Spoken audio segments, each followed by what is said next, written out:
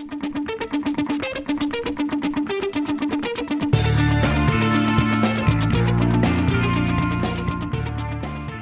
we recently published our top 10 ERP systems for 2020, and as you can imagine, there's a lot of diverse opinions we've received on that ranking. And today, I'm here with Brian Potts, our Chief Operating Officer at Third Stage Consulting, and I'm Eric Kimberling, the CEO at Third Stage.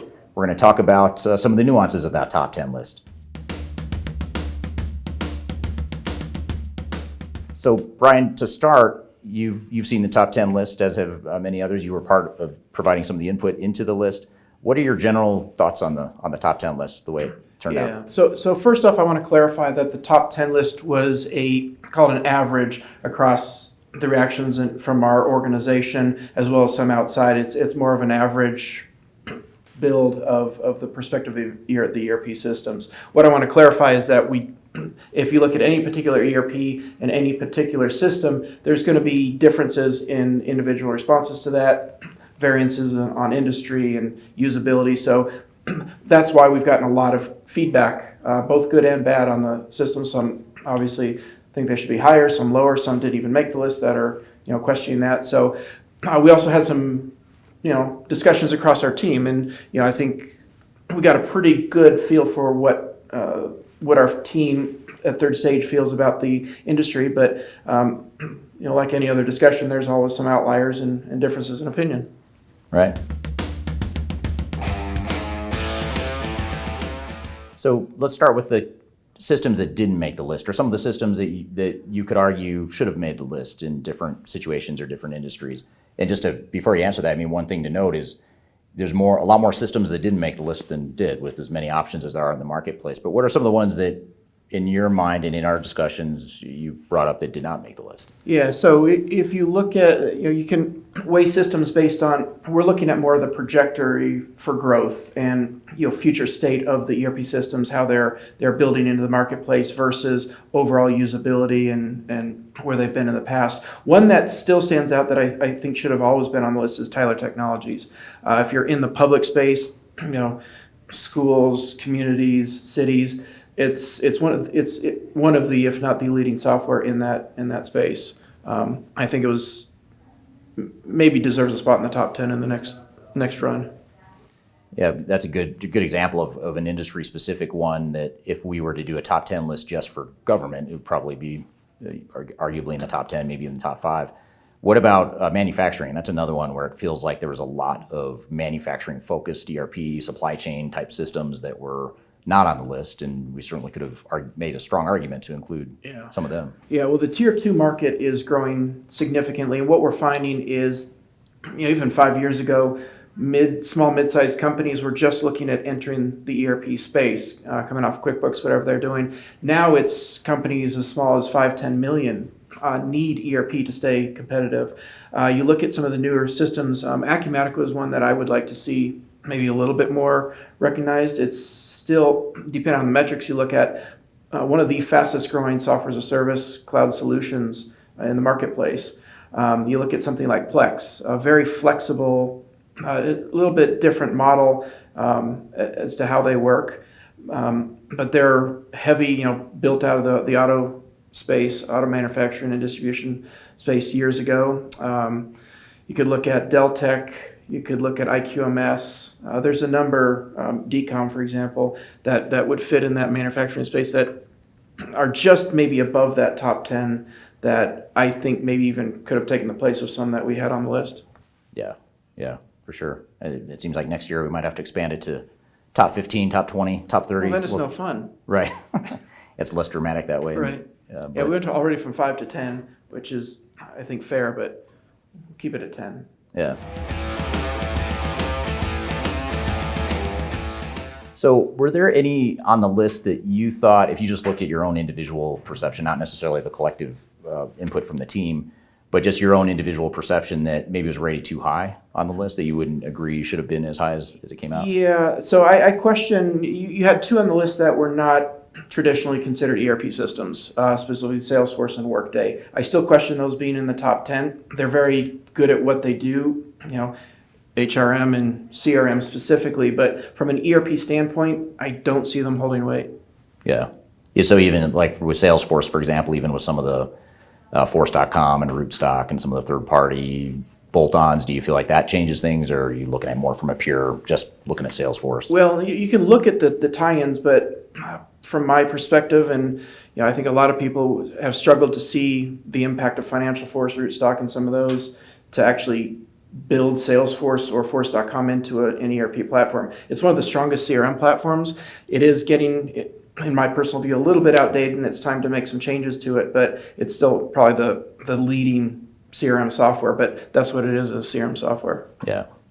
In the case of Workday being HCM, HRM focused with some financials, what are your thoughts on, HR or employee experience type driven enterprise software initiatives or digital transformations? Are you seeing much of that, or do you think it's still too narrowly focused on those areas?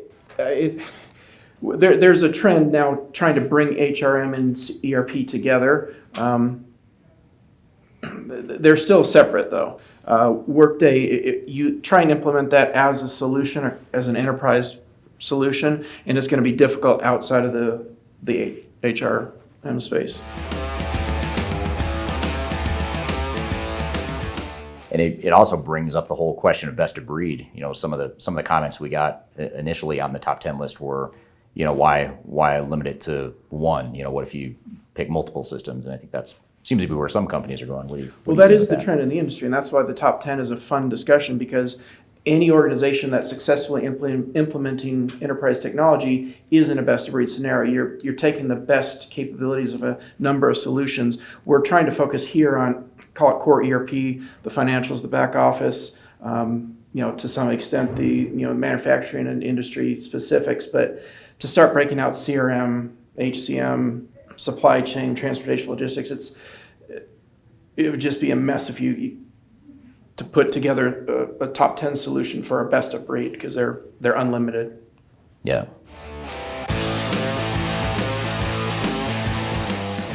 So another nuance of our top 10 list that we've gotten feedback on is, so Oracle was ranked at number 3 on our list, SAP S4HANA rated at number 6, but yet those are the top 2 in terms of market share, but they were lower on our list. In what situations would you see, if we were to do individualized top 10 list, in what situation would you see those being higher on someone's short list or top 10 systems of their own? Yeah, well, I mean, look at Gartner's Magic Quadrant, for example.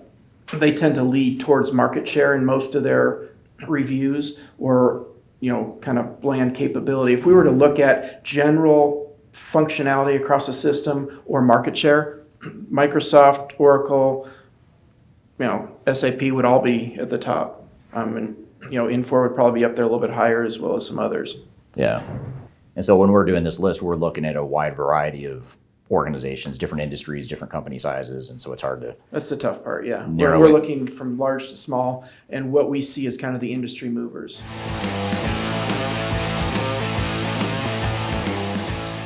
And what's interesting is we got some feedback from the SAP ecosystem about why S4HANA is so low on the list. And the irony of it is we have a lot of clients that are implementing SAP, so it's not that we're against it, and we're helping many clients through the S4HANA transformations. It's just the level of maturity, I think, is one thing that really shook up the list this year. Curious as to what your thoughts are there as far as functional maturity and the cloud transition. Fully agree with that. SAP is potentially the leading software from a market standpoint, but this push to S4HANA, it's a great solution. No argument there. They're heading in the right direction, but it's not mature to the point where you can move 100% of SAP ECC implementations into the cloud. It's still a maturing model. There's, especially in the manufacturing area, a lot of things that have not been figured out yet. And it's just this 2025 push feels a little bit premature. I don't think the industry's ready for it. I don't think clients are ready for it. And frankly, I don't think SAP's ready for it. So I think that's why they've dropped on the list a little bit. Like you said, I fully expect them to recover. Strong, solid organization, but right now they're starting to lose some. And from what we've seen, some market share. People are starting to question their implementation, starting to look at things like Oracle and even Workday and some workarounds in the ecosystem. Yeah. And what's really interesting about the clients we're working with is, I mentioned we have some clients that are on R3 or ECC, one of the older SAP systems, and they're having us or asking us to help transition to S4HANA. But we're also seeing a pretty good subset of clients that are on one of those legacy SAP products that have decided to just completely open it up for consideration to Oracle and Microsoft and some of these other systems simply because of that 2025 push. So I'm curious your thoughts on, do you think that's going to backfire on SAP, the fact that they're trying to force people to switch?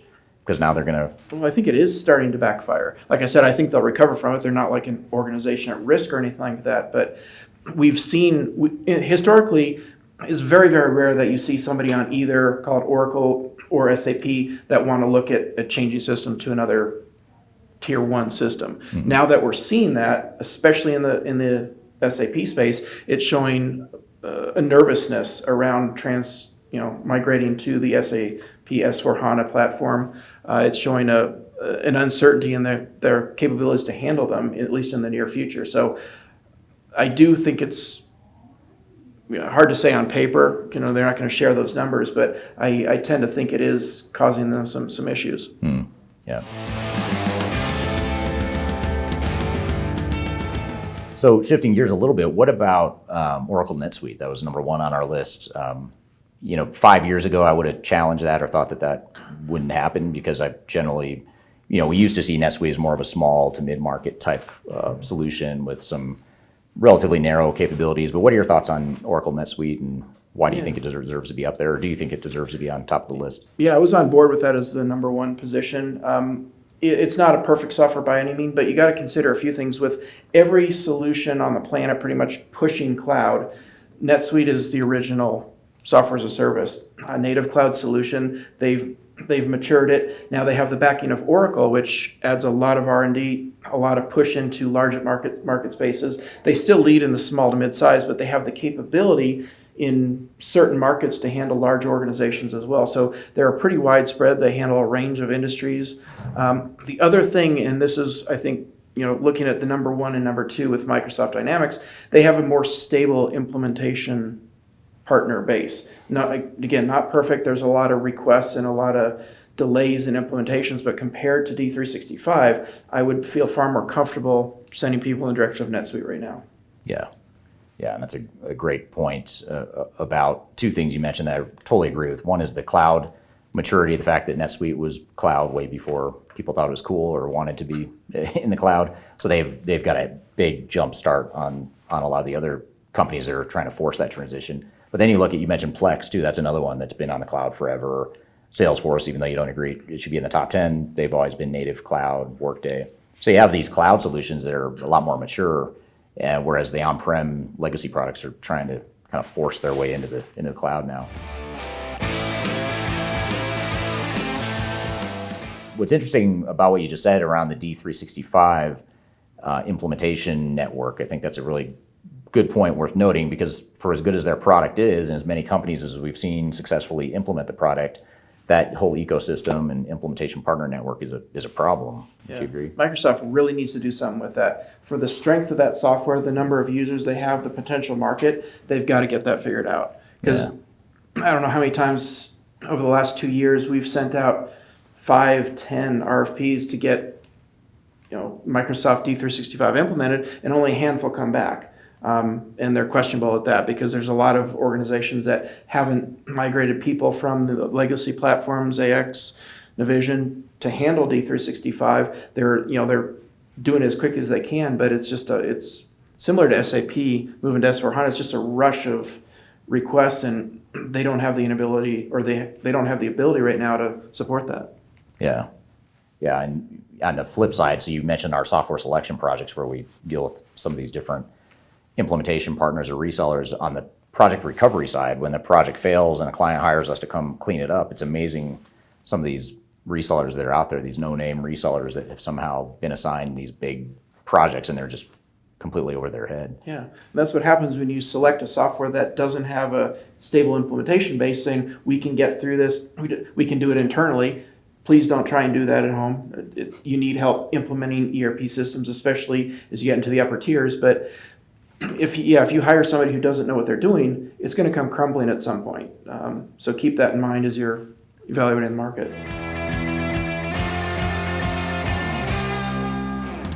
So if you had to predict for next year, how the top 10 will evolve over the next year or two. What do you think is going to happen? What do you think? What do you see the emerging trend or trajectory, either vendor specific or just in general? I think it's going to take a year for the current model that we've put out there, the top 10, to start moving. I think recoveries will be starting. I believe Microsoft, SAP specifically, will start to move in the right direction. I think we'll see some growth in that Tier 2 market, those just outside the top 10 that we were talking about earlier. I think we'll start to see some movement. Not sure which ones are going to take a market hold. A lot of it comes to their capability of not only development, but implementation and showing client success. Because once you've got success stories, then more are going to come on board. Just simply the capability of a software system alone doesn't deserve to put you in the top 10.